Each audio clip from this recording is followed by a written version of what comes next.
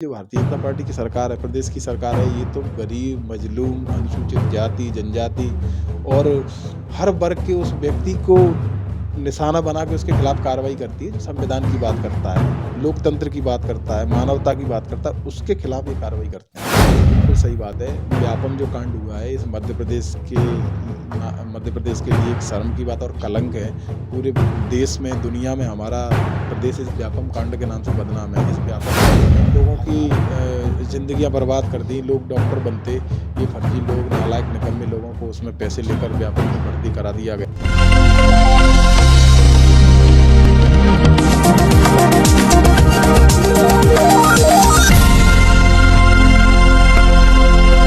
मुरैना में एक कार्यक्रम आयोजित हो रहा है 7 अक्टूबर को, जिसका नाम है संविधान मेरी जान। चुनाव नजदीक है, आखिर में ये कार्यक्रम क्यों आयोजित हो रहे हैं? देश में जिस तरह से संविधान को तार तार किया जा रहा है, उसको लेकर तमाम दल और तमाम पार्टियां संविधान को बचाने के लिए जगह जगह सेमिनार कर रहे हैं और लोगों को संविधान के बारे में समझाइश दे रहे हैं, ताकि संविधान की जो प्रस्तावना के आधार पर जो लोग आंदोलन करते हैं वो उन्हें बचा सके। तो ऐसा ही कार्यक्रम 7 अक्टूबर को मुरैना में है, जिसके मुख्य अतिथि हैं उदित राज जी। ये कार्यक्रम राजवीर अग्निहोत्री जी के नेतृत्व में आयोजित किया जा रहा है मुरैना में। तो इनसे जान लेते हैं कि इस कार्यक्रम का मुख्य उद्देश्य क्या है, इस कार्यक्रम से चुनाव से पहले वो समाज को क्या मैसेज देना चाहते हैं। तो राजवीर जी, पहले तो आपका लोकनायक न्यूज में बहुत बहुत स्वागत है। सबसे पहले आपका बहुत बहुत धन्यवाद। और आपने हमारे इस कार्यक्रम के बारे में जो अभी बताया, तो मैं आपको बताना चाहता हूँ कि सरकार द्वारा दिन प्रतिदिन संविधान के विरुद्ध काम किया जा रहा है। जो संवैधानिक हक हैं, अधिकार हैं, उनको धीरे धीरे समाप्त किया जा रहा है। जैसे एक पिछड़े और कमज़ोर वर्ग का एक सबसे बड़ा मुद्दा निजीकरण है। निजीकरण करके इनने सारी व्यवस्थाएं खत्म कर दी। पिछड़े उस व्यक्ति के लिए कोई रोजगार की व्यवस्था नहीं है, केवल उद्योगपति अपने परिचित चहेते लोगों को वहाँ रोजगार मिलेगा। और निजीकरण करके सारी जो लोगों को जो प्रतिनिधित्व मिलना है, हर वर्ग की जो हिस्सेदारी है, वो खत्म कर दी। दूसरा, मध्य प्रदेश में पूरे जो शासकीय कर्मचारी हैं, लगभग 2016 से सुप्रीम कोर्ट के आदेश के बाद सरकार ने पदोन्नति में जो आरक्षण वाला मामला है, उसको लटका रखा है। उससे ऐसा नहीं है कि एक शेड्यूल कास्ट और ट्राइब और पिछड़े वर्ग को ही नुकसान है, सामान्य वर्ग के भी कई ऐसे व्यक्ति हैं जो बिना पदोन्नति के रिटायर हो गए। उन्होंने 4-4, 6-6 साल उनका पदोन्नति हो जाती, वो उनको नुकसान किया। दूसरी बात ये है कि सरकार घोषणाएं करती है इस वर्ग के लिए कि हमने ये किया, वास्तव में ये सरकार इस बदल की, इन समाज की, इन वर्गों की विरोधी है। जैसे 2018 में आपने देखा, 2 अप्रैल पे जो शेड्यूल SC/ST एक्ट का जो आंदोलन था, उस आंदोलन के बाद इन लोगों ने कैसी दमनात्मक कार्रवाई की। हर समाज, हर जाति धर्म के लोग आंदोलन करते हैं, लेकिन आंदोलन का ये मतलब कतई नहीं होता कि किसी एक वर्ग विशेष पे प्रशासन तानाशाह जैसा कोई रवैया अपनाए। आपके सामने 2018 में नए नए नौजवान लड़कों को घरों से खींच खींच के निकाला, जेलों में डाल दिया। क्या हुआ? सरकार ने, मुख्यमंत्री ने कई बार घोषणा की कि हम इन मुद्दों को, इन केसों को, मुकदमों को वापस करें, लेकिन आज तक नहीं किए। लेकिन आप देख रहे हैं लगातार कोई भी हो, विपक्ष हो या पक्ष हो, मतलब जो सरकार है, शिवराज के साथ साथ में कांग्रेस भी कोई कसर नहीं छोड़ रही है घोषणाओं में। घोषणाओं की लड़ी कांग्रेस ने भी लगा दी, जिस तरह से भारतीय जनता पार्टी लगातार।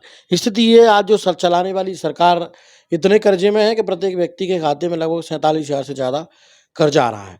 तो ऐसे समय में भर्ती की तो बात छोड़िए, प्रदेश को बचाया कैसे जाएगा, इस पर बात भी होना चाहिए।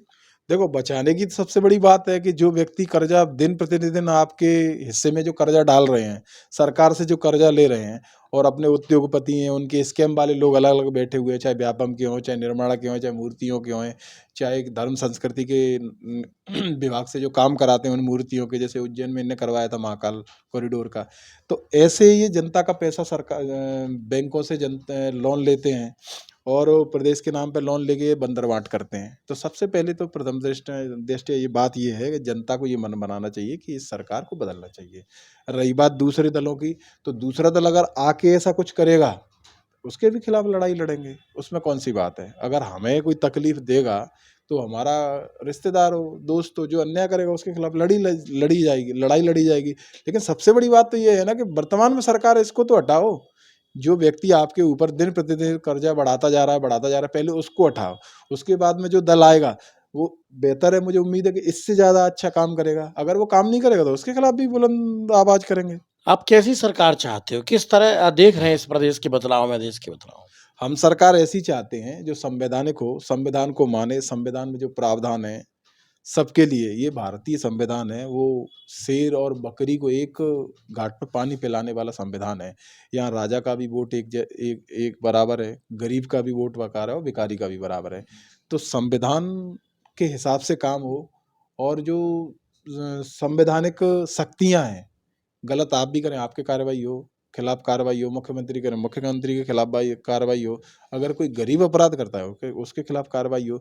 लेकिन ये जो भारतीय जनता पार्टी की सरकार है, प्रदेश की सरकार है, ये तो गरीब, मजलूम, अनुसूचित जाति, जनजाति और हर वर्ग के उस व्यक्ति को निशाना बना के उसके खिलाफ कार्रवाई करती है, जो संविधान की बात करता है, लोकतंत्र की बात करता है, मानवता की बात करता है, उसके खिलाफ ये कार्रवाई करते हैं। अभी कार्यक्रम जो आपका मुरैना में आयोजित हो रहा है, वो कितनी तादाद में इसमें लोग उपस्थित रहेंगे और इस कार्यक्रम का मुख्य मोटिव क्या है? क्या संदेश आप देना चाहती हो सरकार को? इसमें लगभग 10,000 के आसपास लोग इसमें सहभागिता करेंगे, और इसका मुख्य उद्देश्य समाज को ये संदेश देना है कि इस सरकार को, इस वर्तमान भारतीय जनता पार्टी सरकार को जहाँ-जहाँ से लोग आएँगे वो अपने क्षेत्र में उस पार्टी के व्यक्ति को वोट नहीं देना है। उसको हराने के लिए जो भी दल बड़ा, छोटा, क्षेत्रीय जो उसको हरा सकता है उसका साथ देना है, लेकिन इस सरकार को उखाड़ फेंकना है। दूसरी बात पिछड़े जो वर्ग हैं, शेड्यूल कास्ट है, ट्राइब है, इन वर्गों में जितनी भी तरक्की, उन्नति हुई वो नौकरियों के माध्यम से हुई। 1 लाख से ज़्यादा बैकलॉग पद खाली हैं, सरकार बैकलॉग पद क्यों नहीं भर रही है? प्राइवेटाइज़ेशन क्यों कर रही है? प्राइवेटाइज़ेशन करती है, हर वर्ग के लोगों का हक मारा जाता है, अपने चहेते को ठेका दे देती है, उसके रिश्तेदार वहाँ नौकरी करते हैं, उसके परिचित के लोग नौकरी करते हैं, और 50-50 लोगों की जगह पे 10 लोग नौकरी करते हैं। तो 40 लोगों का पैसा वो ठेकेदार उठाता है और अपना ये सरकार में बैठे लोग, उनके जनप्रतिनिधि नेता बंदरबांट करते हैं। दूसरी बात, इन वर्गों के पास बिल्कुल ज़मीन नहीं है। लोगों ने हजारों लाखों एकड़ जमीन हत्या रखी है, कब्जा कर रखा है। सरकार पट्टे दे। 2003 में दिग्विजय सिंह सरकार में जो पट्टे दिए गए थे, उन पट्टों पे लोगों के आज भी बदमाशों के, गुंडों के और बाहुबलियों के, दबंगों के कब्जे हैं। सरकार क्यों नहीं छुड़वा रही है? इस सरकार ने पट्टे के नाम पे इन वर्गों को कुछ भी नहीं दिया। लेकिन कम से कम, और इलेक्ट्रिसिटी के मामले तो आप देख ही रहे हो, पूरे देश में मध्य प्रदेश कम नहीं है, बहुत टॉप पे है। तो इन मुद्दों को लेकर पदोन्नति में आरक्षण है, पट्टे हैं। अभी आपने देखा भिंड में बौद्ध भिक्षु पर हमला हुआ। अरे यार, ये भारत का संविधान सबको हक देता है, हर धर्म का व्यक्ति अपने रीति रिवाज के अनुसार अपने धर्म का काम करे, अपनी आराधना करे, पूजा पाठ करे। लेकिन क्या हुआ, भिंड में बौद्ध भिक्षुओं पर असामाजिक तत्वों ने हमला किया। क्या कार्रवाई की सरकार ने? इसका सीधा सीधा मतलब ये है, ये सरकार इस प्रदेश में, देश में उस व्यवस्था को लागू करना चाहती है, उस व्यवस्था को लागू करना चाहिए जो अमानवीय हो। आने वाले समय में ये मारकाट और वर्ग संघर्ष की स्थिति पैदा करने वाली सरकार है। तो इसके खिलाफ हमारा समाज, हम लामबंद है।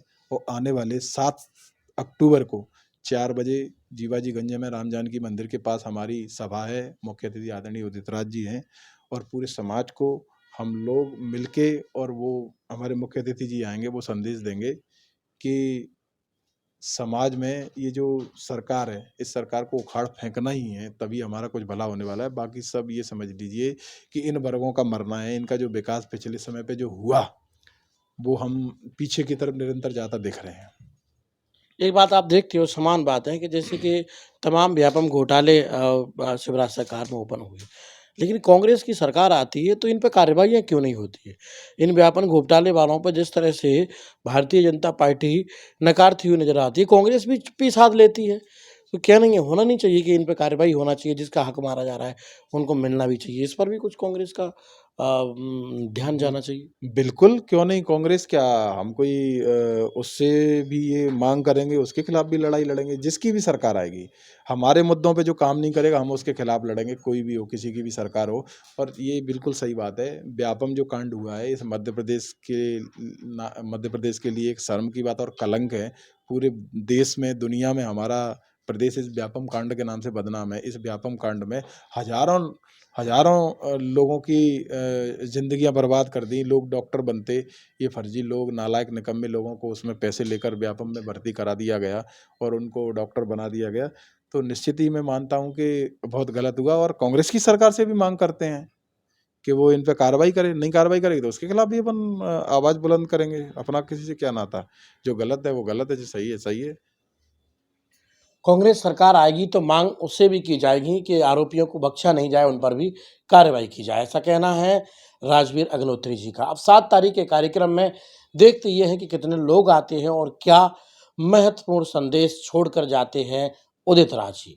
तब तक आप हमारे साथ बने रहिए और देखते रहिए लोकनायक न्यूज को। फॉलो कर लीजिए, शेयर भी कर दीजिए और अपनी प्रतिक्रिया कमेंट बॉक्स में जरूर दीजिए। धन्यवाद।